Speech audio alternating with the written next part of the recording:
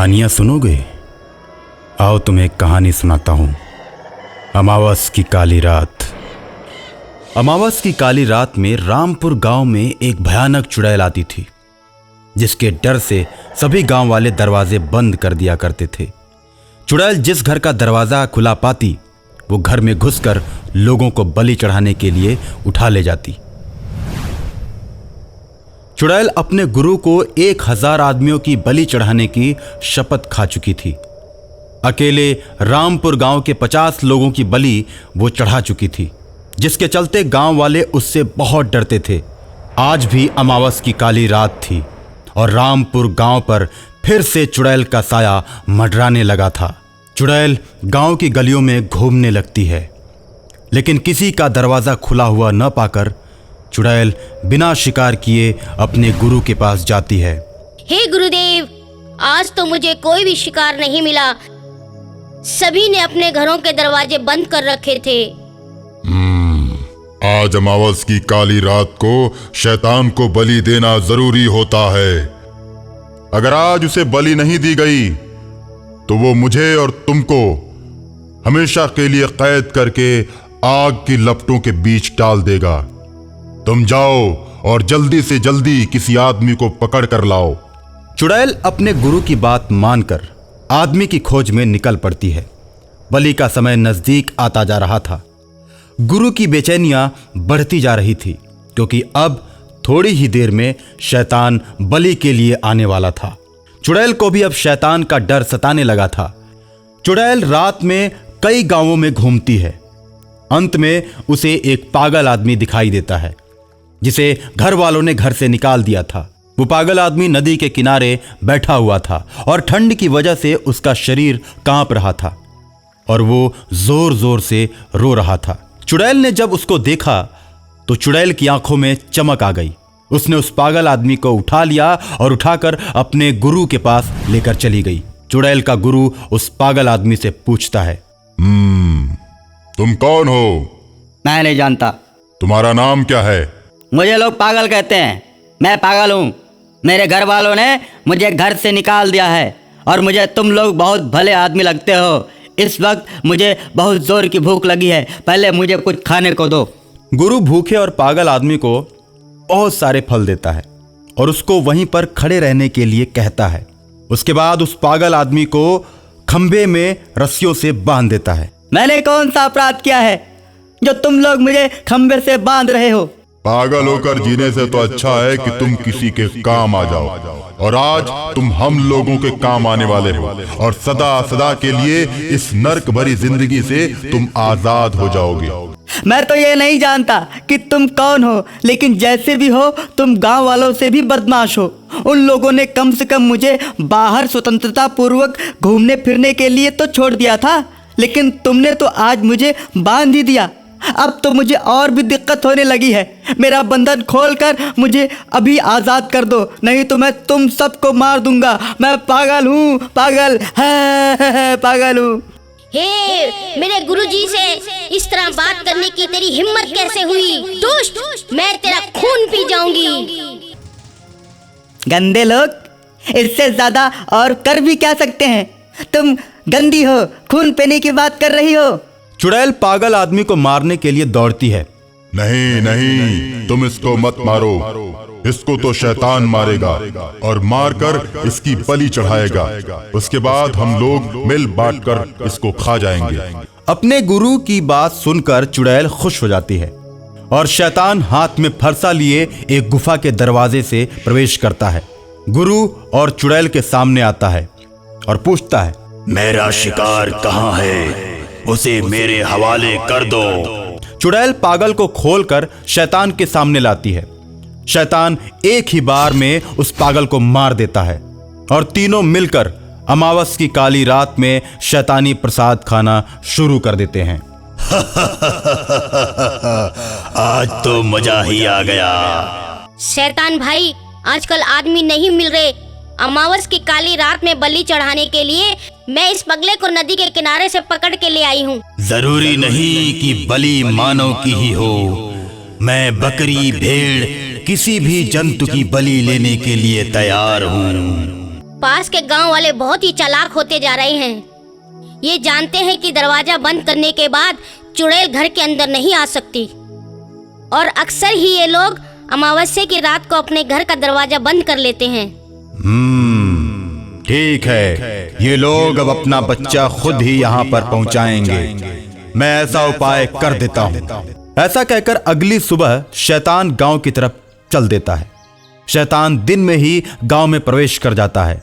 गांव वाले शैतान को दिन में देखकर उसे घेरना शुरू कर देते हैं। दूर से ही रस्सियां फेंक कर उसे बांध देते हैं और बांधकर उसे गांव की चौपाल पर लाते हैं। मुखिया गांव के चौपाल पर उसे लोहे की जंजीर में बांधकर पेड़ से उल्टा लटका देता है। उसके बाद शैतान अपने आप को उल्टा लटका पाकर जोर जोर से चिल्लाने लगता है। लोग शैतान को आग लगा देते हैं। शैतान चिल्लाने लगता है। शैतान की आवाज चुड़ैल के कानों तक पहुंचती है। चुड़ैल तुरंत शैतान की मदद के लिए चल देती है, और जैसे ही गांव के अंदर पहुंचती है, सारे गांव वाले अपने हाथों में लोहे की जंजीर लेकर तैयार बैठे हैं।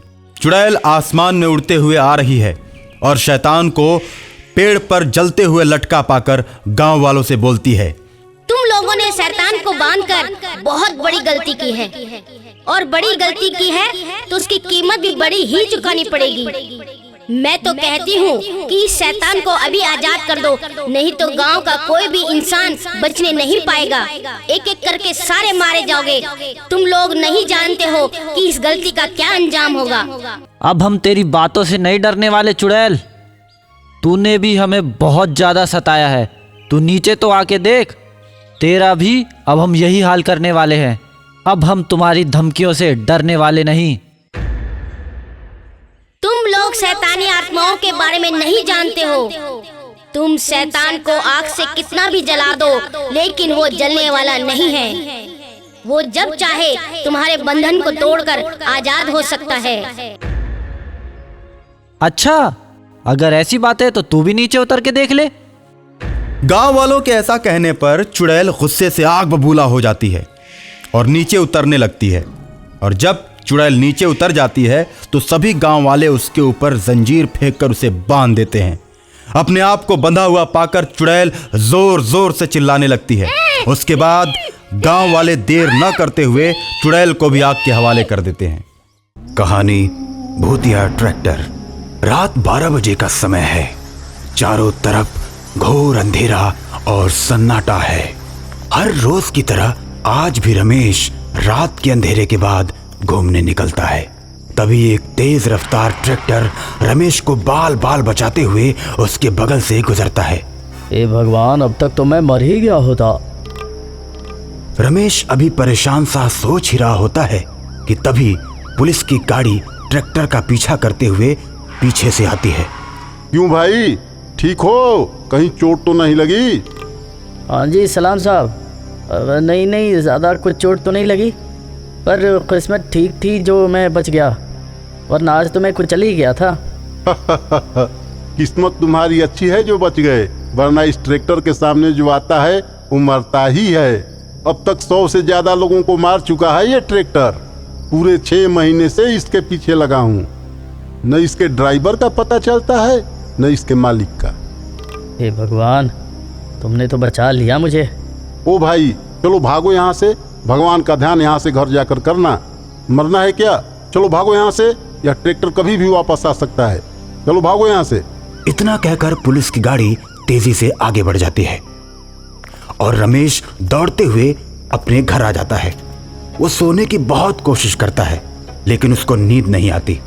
उसकी आंखों के सामने ट्रैक्टर का दृश्य बार बार नजर आता है। आखिरकार रमेश उठकर बैठ जाता है। अरे ट्रैक्टर तो एकदम मेरे पीछे आ रहा था, फिर उसने मुझे कुचला क्यों नहीं? पुलिस वाला तो कह रहा था कि ये 100 से ज़्यादा लोगों को कुचल चुका है, फिर उसने मुझे क्यों छोड़ दिया? कुछ तो राज है। सुबह जब रमेश अपने ऑफिस जा रहा होता है तो रास्ते में भीड़ देखकर रुक जाता है। उतर कर देखता है तो फुटपाथ पर 4 लोगों की लाश पड़ी हुई है और भीड़ ने घेर रखा है। अरे भैया, ये किस गाड़ी ने कुचला इन लोगों को? भाई साहब, पता नहीं किस गाड़ी का काम है, लेकिन कुछ लोगों ने ट्रैक्टर की आवाज़ सुनी थी। अब वैसे ही ये कितने बजे का काम है? पता नहीं साहब, हम तो थके हारे आते हैं और खाना खाकर सो जाते हैं, लेकिन कुछ लोग बता रहे थे कि ये रात को 12 बजे का हादसा है। अच्छा, तो ये बात है, अब मैं समझा। पता नहीं साहब, इन भिखारियों से किसी को क्या दुश्मनी हो सकती है। रमेश और आदमी बात कर ही रहे होते हैं कि तभी पुलिस की गाड़ी आ जाती है। क्यों भाई, क्या पूछताछ हो रही है? नहीं नहीं, कुछ नहीं साहब, और वो तो मैं ऑफिस जा रहा था तो ये भीड़ देख के रुक गया। भाई तुम रात को भी मिले थे और फिर मिल गए, अजीब सा है। ट्रैक्टर भी तुमको नहीं छू पाता और बेचारे भिखारियों को कुचल देता है। तुमसे तो पूछताछ करनी ही पड़ेगी, अब तुम्हें थाने बुलाना पड़ेगा। नहीं साहब, अब मुझे तो ऑफिस जाना था, मैं तो बस यूं ही भीड़ देख के रुक गया। मैं जा रहा हूँ सर, मैं जा रहा हूँ। इतना कहकर रमेश ऑफिस के लिए निकल जाता है। सिपाही, इस आदमी पर नजर रखना, इसका संबंध कुछ न कुछ जरूर खूनी ट्रैक्टर से है।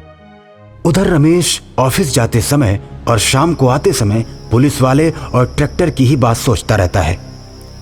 फिर से रात को सोने की कोशिश करता है, लेकिन नींद नहीं आती और सोचता रहता है।